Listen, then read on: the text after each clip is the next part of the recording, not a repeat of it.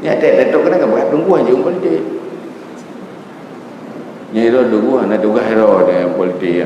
Yang politiknya kudo ya. Buat dia kena. Kan punya kudo ke dia boleh. Yang baik kamu bang. Jadi harus bedakan mana membersihkan, mana mengotori diri. Kalau itu kotor, ayo kita bersihkan sama-sama. Bukan mengotori diri ikut-ikutan kotor. Nyo ada tahu beda, dah mukubang, dah mukubang langlung ngen peglelung ada tahu beda. Nah orang ya peglelung yang bubuh nak kena nama mukubang ke.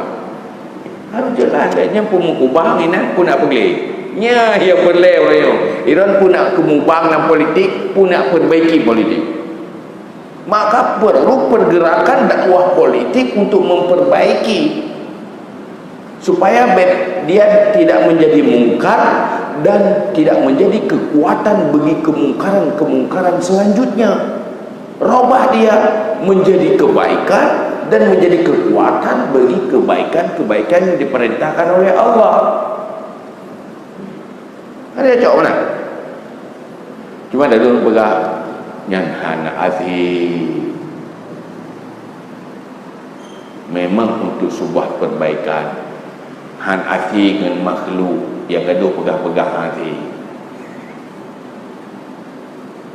Tapi sebuah perubahan terjadi dari manusia-manusia patriot yang selalu berpikir bisa dan berpikir bagaimana supaya bisa.